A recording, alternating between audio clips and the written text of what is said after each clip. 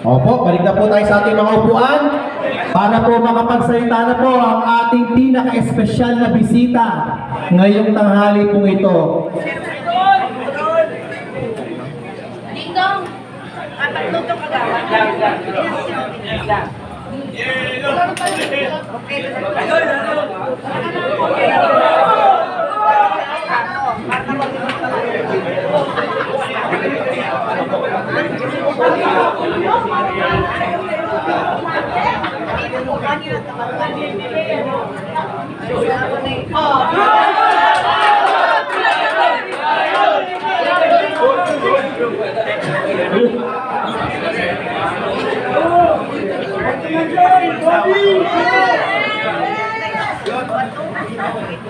Okay, at ngayon po, ipinakikilala ko na po sa inyo ang ating pong napakasipag, napakahusay at talaga naman pong may dugong PDP laban, ang tumatayo pong presidente ng Partido Demokratikong Pilipino laban ng makabayang Pilipino para salubungan po natin ang masigabong palakpakan, number 1 Senator Robin Hood Padilla.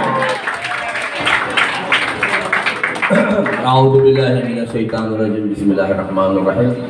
Alhamdulillah rabbil alamin. Bismillah wa salatu wa salamu ala Rasulillah. Assalamualaikum warahmatullahi wabarakatuh.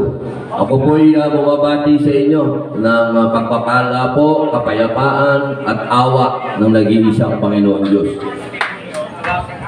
Ako po ay nagpapasalamat unang-una po sa PDP laban dito po sa Maynila. Siyempre, ang aming pong NCR Vice President, ang aming Vivian Velez. Alam niyo po, ito po ang pinakamasipag na artista na nakilala ko, si Ma'am Vivian. Kung maikwento ko lang po ng konti, nung ako po ay nag-uumpisa sa pelikulang Pilipino, si Ma'am Vivian po ang tumulong sa akin sa pelikulang Bagets Gang. Hindi ko po makakalimutan yan. Ngayon naman po, ako po ay, alam nyo, araw ng linggo, araw ng batang asawa ko yan eh. Ang asawa ko ho ay bata eh. Ako ay 56 anyos na. Ang asawa ko ho ay 40. So, 16 years ho ang aming difference. Kapag araw ng linggo, ako ay nakakulong sa asawa ko. Pero dahil espesyal ho kayo, ako ho ay humingi ng recess sa asawa ko. Pwede. Sabi ko, babe, aalis muna ako kasi pupunta ako sa Maynila. Napakahalaga ng Maynila sa revolusyon. Sapagkat ang Maynila, tandaan po natin, ang Maynila ang unang-unang lumaban sa mga dayuhang Espanyol. Huwag po natin kalilimutan yan. Kahit po ang dating mayor ng Maynila, kinikilala niya na si Raja Sulaiman ang unang-unang mayor ng Maynila. At yan po ay nangyari dito. Talagang nakipaglaban po ang mga malilenyo laban sa mga dayuhan. Kaya yan po ang pinaliwanag ko sa asawa ko. Napakahalaga ng lakad na ito. Sapagkat itong mga taong ito, naniniwala ito sa PDP laban. Alam nyo, hubatin natin ang mga kulay natin. Hubatin ho natin. Dito sa amin, sa atin, huwag ho tayong maging dilaw, huwag tayong maging pula, huwag tayong maging kahit ano. Maging Pilipino ho tayo sa oras na ito. Alam nyo, pag kayo ngayon, nakinig kayo, banatan eh. Banatan. Hindi no, una ho, siyempre, batiin ko muna yung aking attorney Hillo. Palakpakan po natin si attorney Hillo. Bago ako magsalita na, habang kung pwede po kayo kumain ha, habang nagsasalita ako. Hindi, ang banat pa ni Ma'am. Ano lang ako, parang radyo lang ako dito. Nakakapag sa'yo, sir.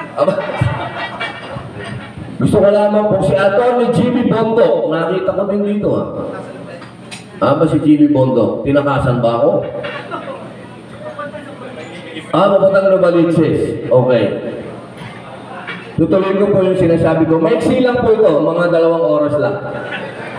Kasi naririnig niyo naman po magsalita yung aming chairman, si dating Pangulong Rodrigo Roa Duterte. Kung magsalita po yun, 2 oras. Ako, pwede na ho ba yung 1 oras? Kasi, inistorbo niyo yung aking, kaya kailangan, bumawi ako sa inyo. Ito po yan. Sa panahon na ito, sa bayan natin, huwag po tayong magkulay-kulay. Dahil wala po tayong mangyayari kung tayo'y magkukulay-kulay. Kailangan meron po tayong direksyon. Alam nyo, yan ang lagi namin pinagtatalunan sa Senado. Ano ba yung direksyon na gusto nating puntahan? Kasi kung wala tayong direksyon, wala tayong mararating. Pagka pinigtinignan niyo po yung kasaysayan natin, meron tayong panahon ng lagpas tayo sa Amerikano. Tandaan ho, lagpas tayo sa Amerikano, napunta tayo sa panahon ni Senior Marcos Senior. Napunta tayo kay Cory, napunta tayo kay Miguel Ramos, napunta tayo kay Erap, napunta tayo kay Noynoy, napunta tayo kay Rodrigo Roa Duterte, ngayon napunta tayo kay Marcos Jr. Ang tanong ko sa inyo, may direksyon ba? Kasi kung may direksyon, uwi na ako. Kasi sa akin, walang direksyon tayo. Wala tayong pinupuntahan. Lagi tayong politika. Siraan mo na, banatan dito, putang ina, sawang-sawa na ako. Ang totoo lang, wala pang nararating ang ating bansa. Wala pa po tayo nararating. Lahat tayo utang. Huwag na tayo magsisihan. Kasi ganito, kasalanan ni ganito. Ganito, kasalanan ni Pangulong ganito. Allahu Akbar. Alam nyo, mga kapatid, ang utang po natin ngayon, lagpas na sa leeg natin. Nasa 16 trillion na tayo. Kaya kahit na sinong humarap sa inyo na sinabing siya ay mataas ang pinag-aralan at siya ay nag-aral sa abroad at nag-aral kung saan-saan, nasa ng bansa natin, may pinuntahan ba? Puro tayo utang, nabubuhay tayo sa utang, kaya hindi pinag-uusapan ng utang dito. Dahil lahat ng naupo, puro utang. Ano ngayon ang direksyon, mga kababayan ko? Ang direksyon natin, kailangan merong forma ang gobyerno natin na tama. Kasi ang problema, hindi na yung tao. Ang problema natin, yung sistema natin.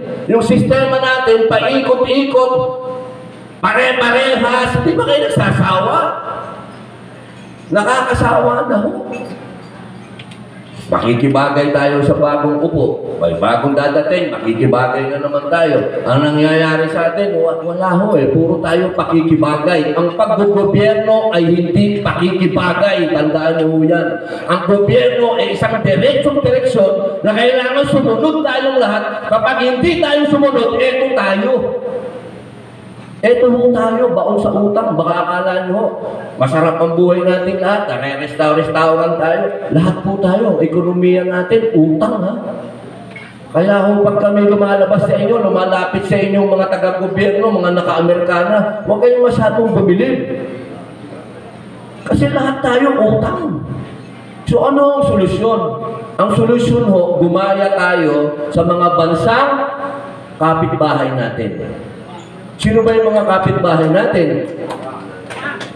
Japan, Thailand. Japan po kasi nasa kabila. Tayo, na Southeast Asia tayo. ASEAN tayo. ASEAN ha? Tandaan po natin ha? Yan ang mapa. Ang Japan nandito. Ang ASEAN nandito sa baba, kabila. Doon po tayo kabilang. Doon po tayo kabilang. Tayo po ay nasa ASEAN, kasama natin yung Malaysia, Thailand, Myanmar, Cambodia, Singapore. Yan po yung mga kapitbahay natin. Kasi kung sa Japan po tayo, kukumpara natin sa Japan, noong 1960s, pwede tayong ikumpara sa Japan. Dahil tayo ang number 2 nun. Number 3 lang ang Japan. Pero ngayong 2025, kulelak po tayo. Hindi po tayo pwedeng tumabi sa Japan, nakakahiya. Dito po tayo tatabi sa mga kapitbahay natin sa ASEAN. Dito tayo katabi ng Cambodia, ng Laos, yan. Nakakahiya po, di ba? Kasi galing tayo dati sa number 2. Nung araw, tandaan po ninyo, ang dolyar, sa isang dolyar, 2 piso. O ngayon, ilan na? 58. So nakita nyo, walang development. Ha? Ba't ko po sinasabi sa inyo na gumaya tayo sa ASEAN? Ang Vietnam! Mga kababayan ko, Vietnam na galing sa 10,000 day war. Galing sa French, galing sa Amerikano, galing sa Inchik. Pero, na-overtake na po tayo ng Vietnam. Nangulelang na po tayo sa Vietnam. Ang kahalili po natin, Cambodia at Laos. Yung Laos ho, kapag in-overtake ang batayo niyan, sorry mga kapatid, putang na, Laos na tayo talaga. Kaya mga kapatid ko, simple lang naman po ang kailangan natin dito sa bansa natin. Magkaroon kayo ng mga senador, ng mga kasama ko, kasi nag-iisa lang po ako sa Senado na naniniwala na kailangan natin, kung hindi man baguhin ang konstitusyon, ay amendahan natin ang konstitusyon. Kasi po sa konstitusyon natin na puro galit, bawal po ang negosyanteng dayuhan. Pambihira naman, oo. Saan kayo nakakita ng lahat ng trade agreement nakapirma tayo? Pero yung ating ekonomiya, ang ating ekonomiya, sabihin po, kasi po tayo sa konstitusyon ang sinasabi, bawal po tayong magpapasok ng negosyante ng hindi 60-40. Kaya po yung mga negosyanteng dayuhan, imbis na pumunta sa Pilipinas, pumupunta po ng Vietnam, pumupunta na po ng Cambodia, pumupunta Singapore, wala na po tayong masasabi dahil nandun na lahat sa Singapore ang dayuhang mamumuhunan. Yan po ang ginagawa ng mga kapitbahay natin ngayon. Bukas po ang kanilang ekonomiya, bukas po sila para magnegosyo. Yan naman po ang gusto natin dito sa Pilipinas, mga kababayan ko. Bakit po? Kapag kami namumuhunan, ibig sabihin may trabaho. Kapag may trabaho, tama ang sweldo. Kapag tama ang sweldo, may bahay kayo. May pagkain kayo. Ay, pambira. Kailangan mo ba ng genius? Hindi mo kailangan ng genius. Ang kailangan natin, trabaho. Pasensya lang po kayo. Kasi ako, nistorbo niyo yung aking labing day. Kaya medyo emotional ako. Mamaya, okay na ako. Yun lang po mga kababayan. Sana po, maintindihan natin na itong kinalalagyan natin ngayon sa oras ng ating bansa, ngayong 2025, ito po ang eleksyon na kailangan bumoto po tayo doon sa mga unang-una sa lahat, bago. Hindi magkakaroon ng pagbabago sa bayan natin kung patuloy kayong maghahalal ng luma. Common sense! Common sense lang. Paano magkakaroon ng pagbabago? Lagay ng luma. Mambihira, oo. Kailangan natin ng... dumating na po si General Bato. Palakpakan po natin si General Bato. Sakto! Sakto!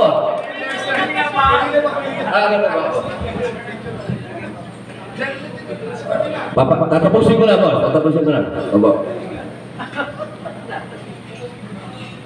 Kasi may kasabihan din. Alam niyo yung kasabihan na kapag ang isang bagay ginagawa mong paulit-ulit at gusto mong magkaroon ng ibang resulta, walang gamot yun. Ang tawag doon, katangahan. Yung bobo, may gamot pa, pag-aralin mo. Pero yung tanga, disgrasya tayo doon, mga tol. Kaya po sana po, ako naman hindi naman ho ako iba sa inyo Hindi naman ho ako isang politiko talaga. Ako po, sa totoo lang, ayaw ko ito.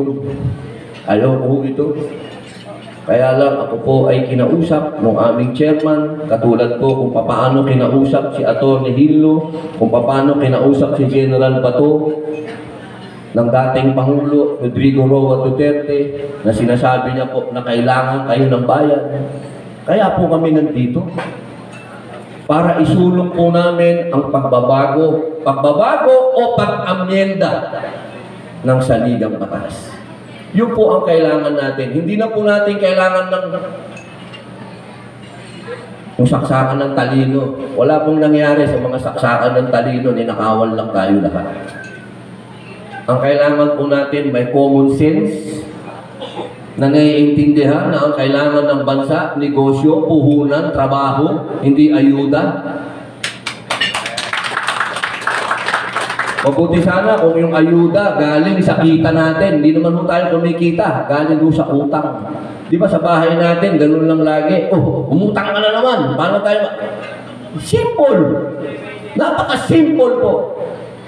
Kaya mahal kong kababayan, bilang pagkatapos, gusto ko pong ipaalala sa inyo na ang utang natin ay 16 trillion na. 16 trillion na po. At yung pera na yan, tandaan po ninyo, isang araw sisingilin tayo niyan. At ang bawat bata ngayon ay may utang na 160,000 na. Hindi pa po kasama yung pinapanganak. Sana lang, iisipin po natin lagi yan. Kapag merong eleksyon, iisipin natin lagi, meron ba talagang narating ang ating bayan? Ha? Kung wala naman, siguro panahon na para baguhin natin yung ating mga mukha ng mga politiko at palitan naman po natin ng bago. Yun lang naman po ang solusyon Tandaan po natin, walang kikilos kung hindi kayo kikilos. Kung hindi ngayon ang panahon, kailan pa? Yun lamang po. Maraming salamat sa inyong imbitasyon. Mabuhay po kayo. Mabuhay ang PDP. Maraming pong salamat. Muli papalakpakan po natin, Senator Robin Hood Padilla.